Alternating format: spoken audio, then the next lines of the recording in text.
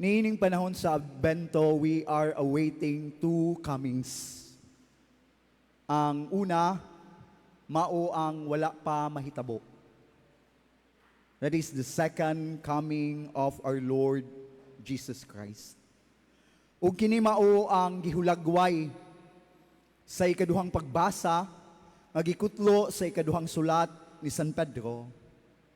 It described, but the day of the Lord will come like a thief, and then the heaven will pass away with a mighty roar, and the elements will be dissolved by fire, and the earth and everything done on it will be found out. Nga ang pag-abot sa Mesiyas, ang iyang pagbalik dinhi sa kalibutan, sama sa usa ka kawatan. Diin ang kagahob, kagubot, kaguliyang, uban diha sa iyang pag-abot. Ang mga celestial realities, anaa ang makalilisang o makahadlok nga mga pananawon, uban sa pagbalik sa atong Ginoong Jesus dinhi sa kalibutan. We are awaiting for His second coming. Unya, ikaduha nga atong gipaabot, mao ang matagtuig nga atong gisaulog, mao ang incarnation, mao ang birth of our Lord Jesus Christ, that we are awaiting every year for that celebration. And that celebration is the incarnation of the Son of God, Jesus Christ. Ug tungod ni ining maong mga awaiting of the two comings,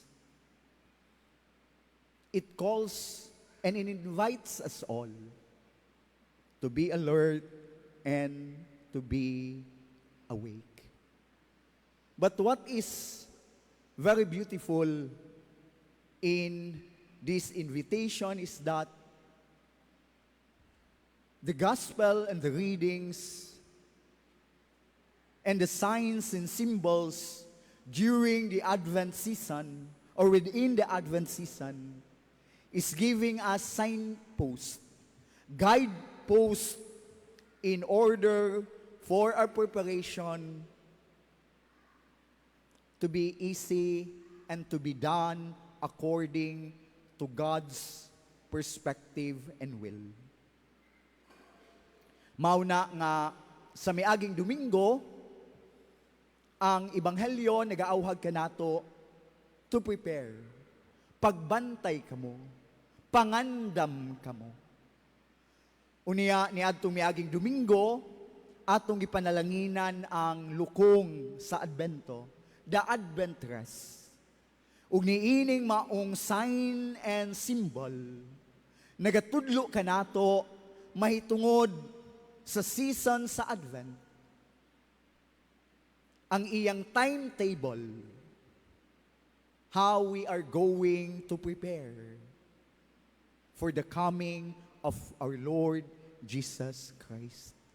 Mauna nga niining maong lukong sa Advento, nagatimaan kini sa mga simbolo sa kandila, upat ka kandila, very specific, dili 5, dili 6, dili 7, dili 8, kundili very specific, very precise, and the number is 4 candles. 4 candles because Advent season will last for 4 Sundays. Mauna nga ang atong pagpangandam sa atong pagpaabot sa duha kapag abot sa atong Ginoong Hesus, nagatug-an kanato nga we have 4 Sundays to prepare before Christmas, before the awaiting of the second coming of Jesus. Unya, ang matag kandila, magasiga matag Domingo, sulod sa panahon sa Advento. And we are seeing 2 candles lighted. because it tells us that we are in the second Sunday of Advent. Unya, ni anang maong kalayo, nagdilaab. It is progressing. Nga sa matag Domingo, ang siga magkakusog. Ang siga maggadilaab. Nga numan, kay sa matag Domingo, magadagkot kita ni anang maong kandila, pointing to one reality, pointing to Christ, the light of the world. It is a help. It is a signpost. It is a guidepost. Aron ang atong pagpangandam, mainsakto. Ang atong pagpangandam, ma-appropriate. Ang atong pagpangandam, maugayod ang diwa nga gitawag kita sa Dios sa atong pagpangandam niining panahon sa Adbento. In today's Sunday, in the second Sunday, we are given another guidepost, who is John the Baptist. Kung naminaw ta sa Ebanghelyo ni San Marcos, gihulagway kung kinsa si Juan. Una nga description about John sa iyang physical aspect, sa iyang bayhon, sa iyang preference, sa iyang biste, sa iyang choices sa pagkaon. It is being mentioned at the end of the Gospel of Mark. Giingon dinhi, John was clothed in camel's hair with a leather belt in his waist. Nagasuob siya sa kamelyo nga buhok, ug nagabakos siya ug bakos nga leader. It describes the preference of the habit nga gisuob ni Juan nga magbubunyag. And it also tells us his preference and choices of food. Matud pa ni ining maong Ebanghelyo, giingon, he feed on locusts and wild honey. A choices of food.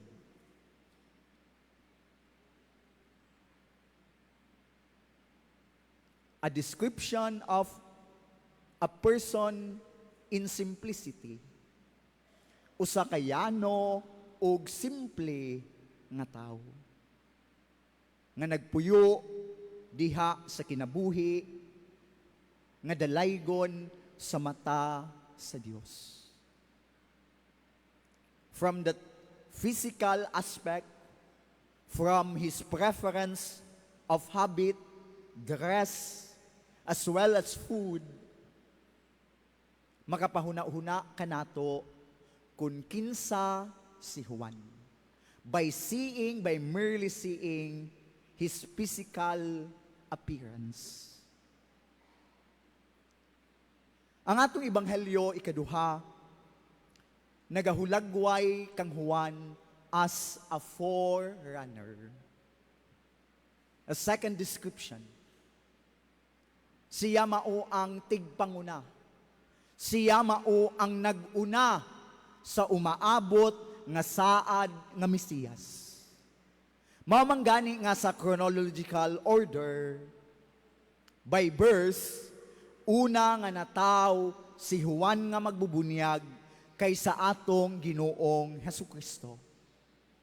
Diha sa liturhikanhong kalendaryo sa simbahan, sa matag Marso 25, atong pagasaulugon ang pagpahibalo ni Anghel Gabriel ngadto kang Maria nga himuon siya nga inahan sa Dios. It announces that Mary will be the mother of the Son of God. And it also announces nga ang iyang ig-agaw nga si Elizabeth ni adtong tungura nagambabdos sulod na sa unom ka bulan.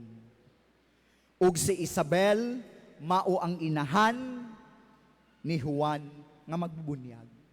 That is why from 6 months during the announcement, during the annunciation, we celebrate the birth of John on June 24, the nearest date of the birth of Jesus, that is 25. Mauna by chronological order, nataw pag-una si Juan kaysa atong Ginoong Jesucristo. Kung mag-ihapta, gikan sa Marso 25, paingon sa Disyembre 25, maga-insakto ka na sa siyam ka bulan, diin ang usa ka babay o inahan magbuntis. Mauna nga gikan sa Annunciation from March 25, ang ikasiyam nga bulan mao ang Disyembre 25, alang sa usa ka babay diha sa normal nga paagi magabuntis sulod sa siyam ka bulan. That is why John is the forerunner. Siya mao ang tigpanguna. Gani at the womb sa iyang inahan, si Juan nangunaman pagsulti sa iyang inahan nga si Elizabeth. Sa pagkadungog sa pangamusta ni Maria kang Elizabeth, miulpot sa kalipay ang bata, it announces sa iyang inahan nga kining maong imong igagaw nga si Maria, nagasabak kini sa anak sa Dios nga mao si Kristo Jesus. Mga manggani, mga kaigsunan ko ni Kristo sa Ebanghelyo, it is written in Isaiah the prophet, "Behold, I am sending my messenger ahead of you." Ug kinsa maning mensahero, kinsa maning forerunner, kini mao si Juan nga magbubunyag. The John is the forerunner of the Messiah. He must come ahead of the Messiah. Mamanggani usab sa katapusang bahin ni ining maong ebanghelyo, miingon si Juan, and this is what I proclaim: one mightier than I is coming after me. Sa ato pa nga siya nagauna gayod, kay ang musunod kaniya mas labaw pa kaniya. Nga bisan gani ang pagtangtang sa higot sa iyang sandalyas, dili siya angay nga muhimo niini. Truly, John is the forerunner. Truly, John came ahead before the Messiah, who is Jesus. Ikatulo nga description about John, that John is the voice coming from the desert. Kung naminaw mo pag-ayo sa unang pagbasa from the book of the prophet Isaiah, nagaingon, a voice cries out in the desert, prepare the way of the Lord, make straight the wasteland a highway for our God. Every valley shall be filled in, every mountain and hill shall be made low, and the rugged land shall be made a plain, the rough country a broad valley. Si Juan mao ang tingog sa kamingawan. And the same words spoken from the gospel according to Mark. A voice of one crying out in the desert, prepare the way of the Lord, make straight His paths. Nga si Juan nga magbubunyag, mao ang tingog sa kamingawan, nga nagasinggit, hinulsuli ang inyong mga sala. Ug pangayo kamo, ug pasaylo sa inyong mga kasalanan. Si Juan, as a voice from the desert, is very clear on the way how we are to prepare during this Advent season. That preparation is not about externalities, but preparation should be an interior way. And that is to prepare inside of us. That is to prepare our heart. That John is inviting us to change our lives. The metanoia of the heart, the change of the heart, in order for our lives to be conformed to the very invitation of God. And that is preparing truly the way, preparing our lives for His coming. Ang giingon nga tulira ang dalan, ang giingon nga pataga ang naggansang-gansangon nga dalan, is not just a physical invitation, but it brings us to symbolism. It brings us to figures. Dili kini kalsada nga patagon tungod kay naglubak-lubak. Dili kini kalsada nga tungod kay nagliko-liko tulihon. Kundili nagaauhag ug nagadapit kini kanato sa atong kinabuhi nga nagapuyo sa kadautan. Sa atong mga mangilad nga kinaiya ug batasan. Gikan sa atong pagkamapahitason, padulong sa pagkamapaubsanon. Gikan sa atong pagkaawayon, diha sa atong pakiguyon, sa atong isigataw. Diha sa makasalanan nga kinabuhi, paingon sa kinabuhi nga niluwas.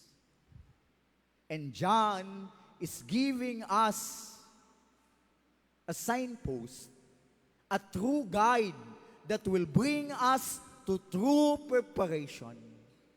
After all, Christmas is not about Santa Claus. Christmas is not about material things, but Christmas is about Jesus. That is why, towards the end of the second letter of Saint Peter, it invites us to purify our hearts, to encounter Jesus without blemish before Him. Therefore, beloved, since you await these things, be eager to be found without spot or blemish before Him at peace. Nga hinaut unta nga sa atong pagpaabot, hinaut unta diha sa atong pakigtagbo kaniya. Wala untay mansa, wala untay buling ang atong mga kasing-kasing nga moatubang ug mudawat kaniya sa atong kasing-kasing. Let us rejoice in today's Sunday because it gives us a signpost and a very significant and important personality who is John, bringing and leading us to true preparation. Kaya ang tinuod nga pagpangandam, mao ang pag-andam sa atong kasing-kasing. That is why our parish nagaorganisa sa Advent Recollection nga pagahimuon karong umaabot Disyembre 14 sa alas 6:30 sa gabi nga ang atong speaker mao si Father Agerio Panya. The parish is inviting us of a signpost that will truly lead us to true preparation. Kay samtang nagahimo ang recollection, ang mga kaparian sa parokya magalingkod alang sa pagpakumpisal. Bringing ourselves before the Lord, presenting ourselves before God as sinner, begging His mercy and pardon. Aron kita niining maong panahon sa Adbento, makapangandam gayod sa tinuray, mao ang pag-andam sa atong kinabuhi nga maangayan at tubangan sa bata nga sa Jesus nga atong pagadawaton nga atong Mesiyas ug sa atong pagpaabot sa iyang pagbalik dinhi sa kalibutan. Amen. Please stand and let us profess our faith. I believe in one God,